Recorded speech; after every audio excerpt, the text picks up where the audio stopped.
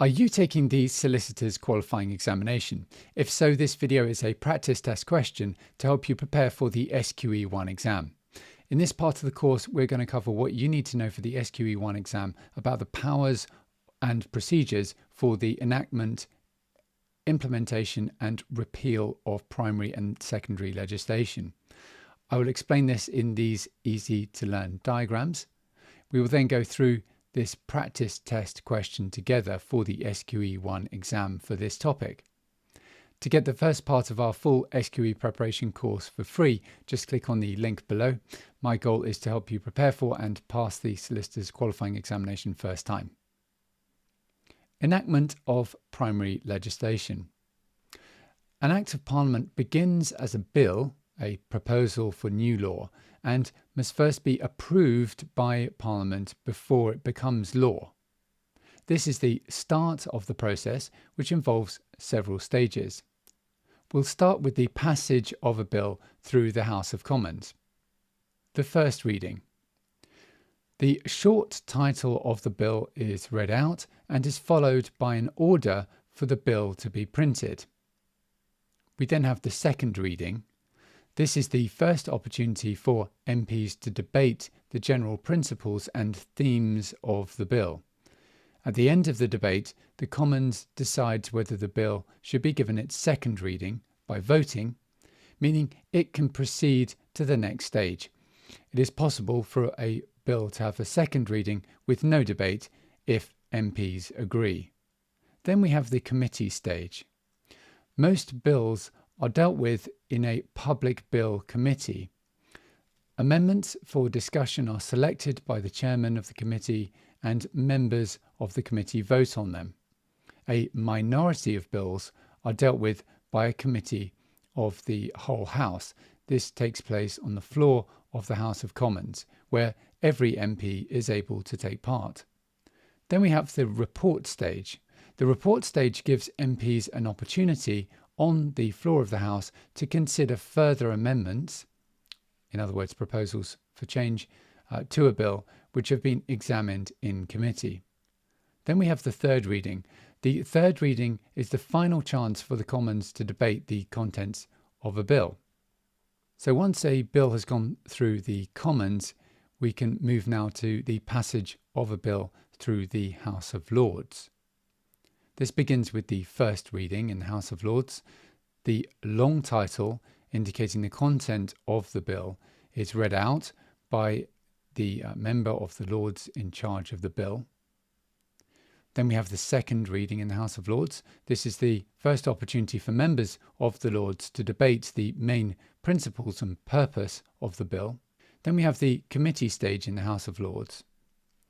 So the committee stage involves a detailed examination of the bill.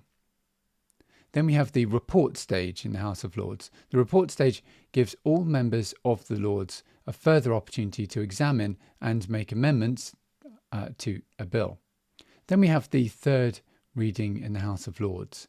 Amendments at third reading are often used to clarify specific parts of the bill and allow the government to make good any promises of changes they made at earlier stages of the passage of a bill. Considering amendments. When a bill has passed through the third reading in both houses of Parliament, it is returned to the Commons, where it started, for amendments to be considered. Both houses must agree on the exact wording of the bill. A bill may go back and forth between each house, referred to as ping pong, until both houses of Parliament reach agreement. The Parliament Acts 1911 and 1949. The House of Lords does not generally have the power to veto a bill. The House of Lords may only delay a bill for up to a year. After this time, a bill may be reintroduced and passed without the consent of the House of Lords. These are powers exercised under the Parliament Acts 1911 and 1949. So the two possibilities are either agreement by both houses or the Parliament Acts are invoked.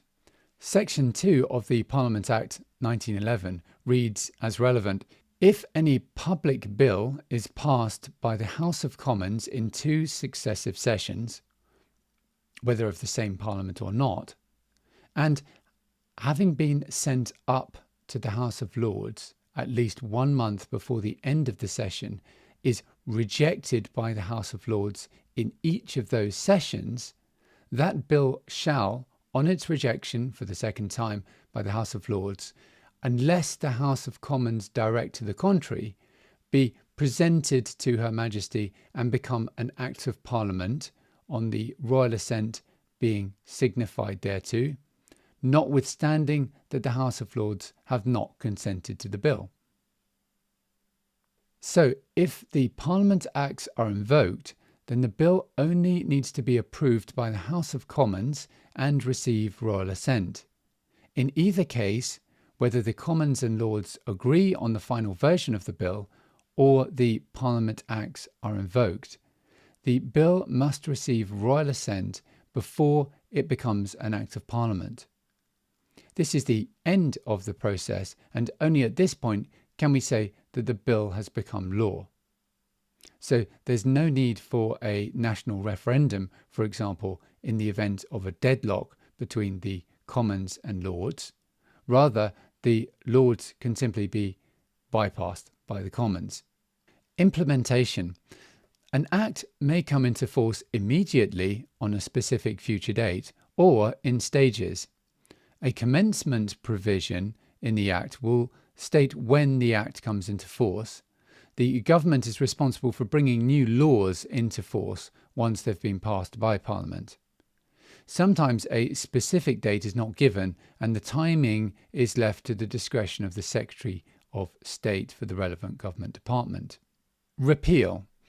A repeal is the removal or reversal of a law.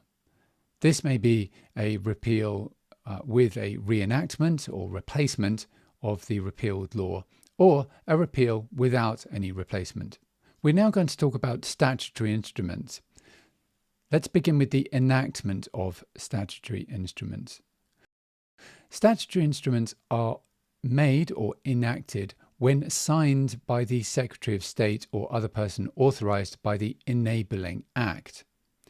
The date on which a statutory instrument is made is stated beneath its title. The Joint Committee on Statutory Instruments scrutinises certain statutory instruments to ensure that they do not go beyond the powers specified in the Parent Act, i.e., that it's not outside the scope of the Enabling Act. Since statutory instruments are acts of the executive, they are generally amenable to judicial review, for example, on the basis that they were made outside of the scope of the Enabling Act. Let's look at implementation of statutory instruments. Statutory instruments enter into force, that is, take effect as law, either on the date they are made or on a date stated in the commencement clause. Certain statutory instruments must be laid before Parliament. The Parent or Enabling Act may specify negative or affirmative procedures for it to come into force. A negative procedure involves a statutory instrument becoming law on a specified date unless either house annuls it within a set period. Revocation of statutory instruments. Removal of secondary legislation is normally referred to as revocation rather than repeal in the UK. So we say that a statutory instrument is revoked. So here is a sample question from the SQE. This was officially released by the SRA as the kind of question you should expect to get in the SQE1 exam. The UK government has introduced a parliamentary bill, the bill, to repeal a UK statute. The government is able to command a majority in the House of Commons, but the bill is opposed in the House of Lords. The Parliament Acts 1911 and 1949 are invoked in order to pass the bill into law. What further steps are required for the bill to become law? A. The bill will require approval in the House of Commons and to receive royal assent. B. The bill will require approval in the House of Commons and the House of Lords and to receive royal assent. C. The bill will require approval in the House of Commons and in a UK referendum. D. The bill will require approval in the House of Commons, the House of Lords, and in a UK referendum and receive royal assent. E. The bill will require approval in the House of Commons, the House of Lords, and in a UK referendum. The answer is A. The bill will require approval in the House of Commons and to receive royal assent.